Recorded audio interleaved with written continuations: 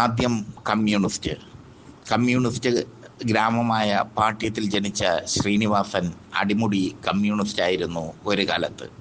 Communist ആശയങ്ങൾ മനസ്സിൽ പേറി സിനിമാരംഗത്തെത്തിയ ശ്രീനിവാസൻ PA ബക്കറിൻ്റെ മണിമുഴക്കം എന്ന ചിത്രത്തിലാണ് ശ്രീനിവാസൻ ആദ്യമായി അഭിനയിച്ചത്. 80കളുടെ അവസാനം ശ്രീനിവാസൻ തരംഗമായി മാറി. ശ്രീനിവാസൻ സത്യനന്തിക്കാട് മോഹൻലാൽ കൂട്ടുകെട്ട് മലയാള സിനിമയിൽ സൃഷ്ടിച്ചത് ചരിത്ര വിജയങ്ങൾ. നാടോടിക്കാറ്റും പട്ടണപ്രവേശവും ഒക്കെ മലയാളികൾ ഹൃദയത്തോട് ചേർത്ത് വെച്ചു. TP ബാലഗോപാലൻ MA വരവേൽപ്പ് അടക്കമുള്ള സൂപ്പർ ഹിറ്റ് ചിത്രങ്ങൾ. ചിരിയും ചിന്തയും ഒരുമിച്ച് ചേർത്തവയാണ് ശ്രീനിവാസൻ്റെ ചിത്രങ്ങൾ. വെറുതെ പൊട്ടിച്ചിരിക്കാനുള്ള വകകൾ മാത്രമല്ല ശ്രീനിവാസൻ കരുതി വെച്ചത് സിനിമയിലൂടെ, മറിച്ച് ചിന്തിക്കാനുള്ള വഴികളും അദ്ദേഹം കരുതി വെച്ചു തൻ്റെ സിനിമയിൽ. സന്ദേശം എന്ന ചിത്രം ശ്രദ്ധേയമാണ്. സന്ദേശത്തിലൂടെ ആക്ഷേപഹാസ്യത്തിൻ്റെ അങ്ങേ തലത്തിലേക്ക് പോയി ശ്രീനിവാസൻ. സന്ദേശത്തിന് ശേഷമാണ് ശ്രീനിവാസനെ കമ്മ്യൂണിസ്റ്റുകാർ കുറ്റം പറഞ്ഞ് തുടങ്ങിയത്. പിന്നീട് അങ്ങോട്ട് കമ്മ്യൂണിസ്റ്റുകാരനായ ശ്രീനിവാസൻ കമ്മ്യൂണിസ്റ്റ് വിരുദ്ധനാകുന്ന കാഴ്ചയാണ് കണ്ടത്. അരാഷ്ട്രീയമാണ് തൻ്റെ രാഷ്ട്രീയം എന്ന് വിളിച്ചു പറയാൻ അദ്ദേഹത്തിന് ഒരു മടിയും ഇല്ലായിരുന്നു. അരാഷ്ട്രീയവാദിയായി ശ്രീനിവാസൻ മാറി. മാറിയ ശ്രീനിവാസൻ 2020 രാഷ്ട്രീയ പ്രസ്ഥാനത്തിൻ്റെ ഭാഗമാകുന്നതും കേരളം കണ്ടു. അപ്പോഴൊക്കെ കമ്മ്യൂണിസ്റ്റുകാർ, പ്രത്യേകിച്ച് CPM, ശ്രീനിവാസനെ ക്രൂരമായ വിചാരണയ്ക്ക് വിധേയമാക്കി. സോഷ്യൽ മീഡിയയിൽ ശ്രീനിവാസനെ അപമാനിച്ചു. അതൊന്നും അദ്ദേഹം കാര്യമാക്കിയില്ല. അദ്ദേഹം അദ്ദേഹത്തിൻ്റെതായ വഴി സ്വീകരിച്ചു.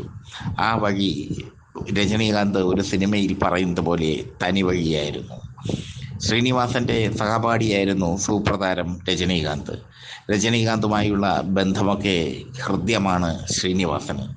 ഹൃദ്യമായ ഓർമ്മകളാണ് ശ്രീനിവാസൻ്റെ മനസ്സിൽ രജനീകാന്തിനെ പറ്റിയുള്ളത്. മോഹൻലാലുമായി ഇണങ്ങിയും പിണങ്ങിയും സിനിമ ചെയ്തു ശ്രീനിവാസൻ.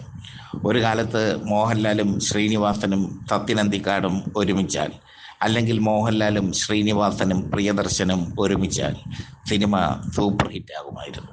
അതിനുള്ള ചേരുവകൾ ആ സിനിമയിൽ ഉണ്ടായിരുന്നു. പിന്നീട് മോഹൻലാലുമായി ശ്രീനിവാസൻ അകലുന്നത് കണ്ടു. മോഹൻലാലിനെ അപമാനിച്ചുകൊണ്ട്, അല്ലെങ്കിൽ മോഹൻലാലിനെതിരെ അദ്ദേഹം ഒരു സിനിമ ചെയ്തു. പത്മശ്രീ ഭരത് ഡോക്ടർ സരോജ് കുമാർ എന്ന ചിത്രം. ഈ ചിത്രം മോഹൻലാൽ ആരാധകരിൽ ശ്രീനിവാസനോട് എതിർപ്പുണ്ടാക്കാൻ കാരണമായി. പക്ഷേ ഇങ്ങനെയുള്ള എതിർപ്പുകളൊന്നും ശ്രീനിവാസൻ വകവച്ചില്ല. അദ്ദേഹം അദ്ദേഹത്തിൻ്റെതായ വഴിയിലൂടെ സഞ്ചരിച്ചു കൊണ്ടിരുന്നു. അതാണ് ശ്രീനിവാസൻ്റെ പ്രത്യേകത. ആരുടെ മുമ്പിലും കൂസാത്ത ധിക്കാരി. സൂപ്രതാരങ്ങളുടെ മുമ്പിൽ തലകുനിക്കാനോ, ഡേറ്റിന് വേണ്ടി സൂപ്രതാരങ്ങളുടെ ഗേറ്റിന് മുമ്പിൽ കാത്തു നിൽക്കാനോ, അതിനുവേണ്ടി സൂപ്രതാരങ്ങളെ പുകഴ്ത്താനോ ഒന്നും ശ്രീനിക്ക് അറിയില്ലായിരുന്നു. വലിയ ലോകത്ത് ചെറിയ ശ്രീനി അന്തസ്സോടെ ജീവിച്ചു മരണം വരെ. അതായിരുന്നു ശ്രീനിവാസൻ്റെ പ്രത്യേകത. തൻ്റെ ഉള്ളിലെ പ്രതിഷേധം അദ്ദേഹം ഹാസ്യമാക്കി മാറ്റി.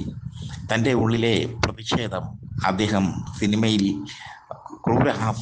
ആക്ഷേപഹാസ്യത്തിൻ്റെ ശരങ്ങളാക്കി മാറ്റി. ശ്രീനിവാസൻ വിട പറയുമ്പോൾ മലയാളത്തിലെ അപൂർവങ്ങളിൽ അപൂർവമായ പ്രതിഭയാണ് മൺമറഞ്ഞ് പോകുന്നത്.